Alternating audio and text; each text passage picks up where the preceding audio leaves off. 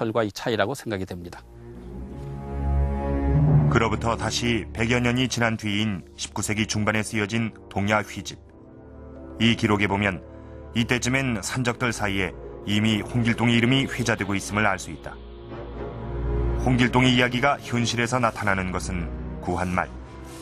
구한말 활빈당의 활약상은 홍길동전과 많이 닮아 있다.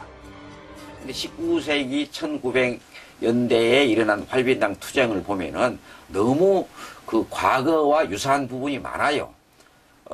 무엇보다도 그 있는 자들의 것을 뺏어 가지고 없는 자들에게 준다든지, 또는 절도 가끔을 또 털어가지고 또 가난한 사람이 나눠준다든지, 또 이제 관에 쳐들어갈 때에도 우리는 당당하게 간다 해가지고 미리 통보를 하는 경우도 있어요.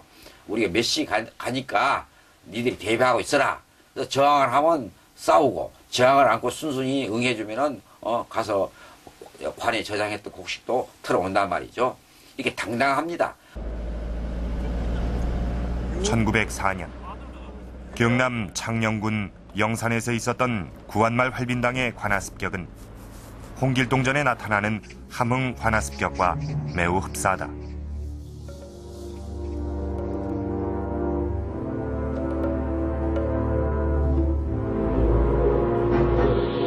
관아를 습격할 때 대장 맹가멱은 홍길동이 그랬던 것처럼 버젓이 가마를 타고 가기도 했다.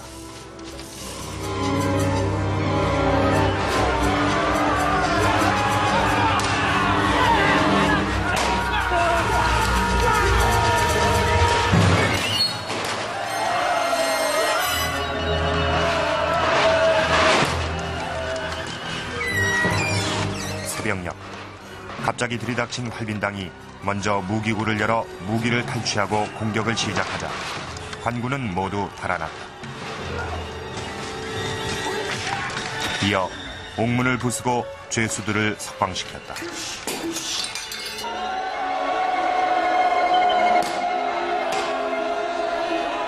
이들은 스스로 활빈당이라 칭하며 그 이름이 새겨진 깃발까지 들고 있었다.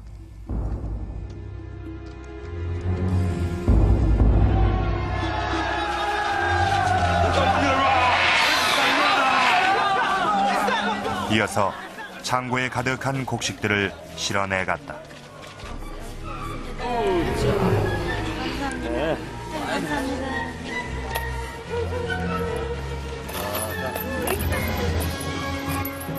그리고 마을의 가난한 주민들과 떠도는 걸식자들을 불러 모아 탈취한 곡식과 돈을 나누어 주었다.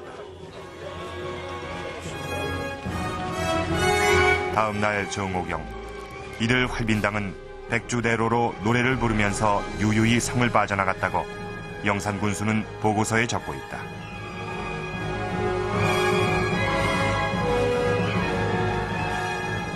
이렇게 활빈당이 분급 기민, 즉 가난하고 굶주린 사람들에게 곡식과 돈을 나눠준 기록은 곳곳에 나타난다.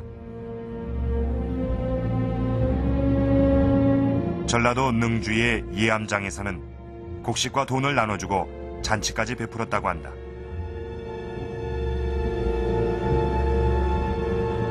활빈당이 능주장으로 들이닥친 것은 1903년 11월. 맹가멱을 대장으로 한 활빈당들은 먼저 인근 부호들에게 각각 쌀과 조 등 각종 곡식과 돈 기백량씩을 능주 예암장으로 실어오도록 통고를 보낸다. 이때 각 처에서 실어온 쌀이 400석, 돈이 2,000냥이었다. 활빈당은 이것을 마을의 가난한 주민들에게 나눠주고 며칠 동안 잔치를 베풀었다.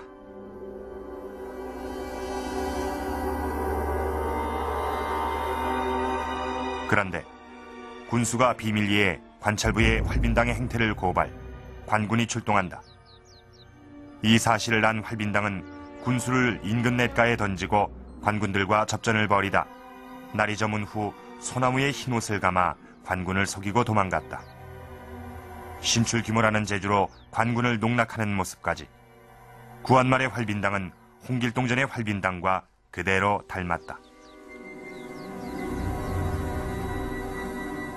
활빈당들이 마치 교본처럼 여기고 또 활빈당이라는 명칭마저 가져왔던 이 홍길동전은 단순하게 이 관리나 부호들을 혼내주는 도적들의 얘기가 아니라 저자 허균의 정치 철학이 녹아있는 그런 소설이었습니다. 허균은 1618년 반역죄로 처형됐습니다. 후대에 인정받기 시작한 그의 사상은 당시로서는 상당히 진보적이고 혁명적이었습니다. 자, 여기에 있는 이 글을 한번 보도록 하겠습니다. 자, 이것은 홍길동전의 저자 허균이 쓴 호민론의 일부분입니다. 천하에서 제일 두려운 것은 백성이라. 백성은 물이나 불이나 또 호랑이보다도 더 두려운 것이다. 그런데 윗자리에 앉아있는 사람들은 제 멋대로 백성들을 업수히 여기고 모질게 부린다. 도대체 왜 이러는 것인가?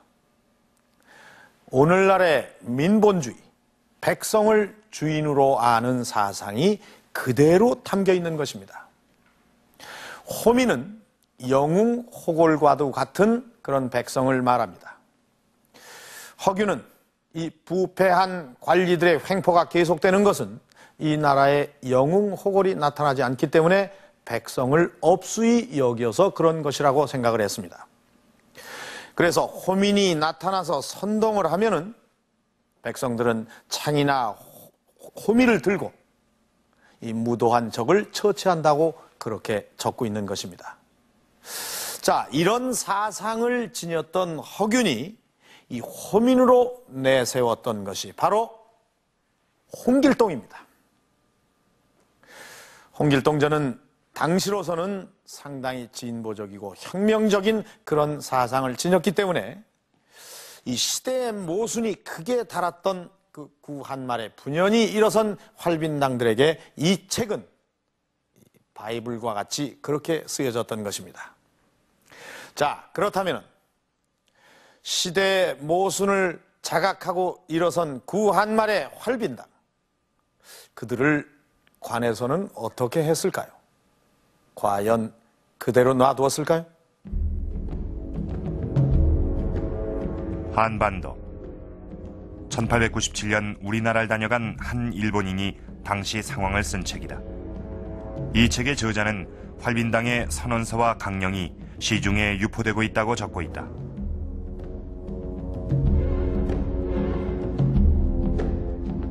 당시 활빈당의 주장을 담은 13개 항목을 대한사민논설 13조목이라 하여 자세히 적고 있다.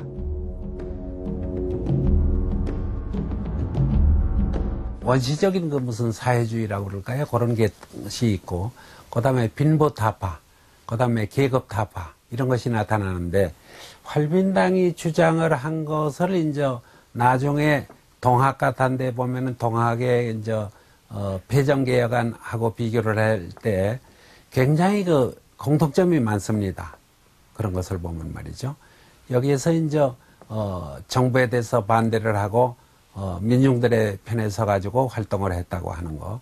그러니까 정부의 재산이라든가 부의 재산을 탈취해서 일반들에게 나눠줬다든가 하는 거. 이런 것은 우리가 아주 주목을 할 법이죠.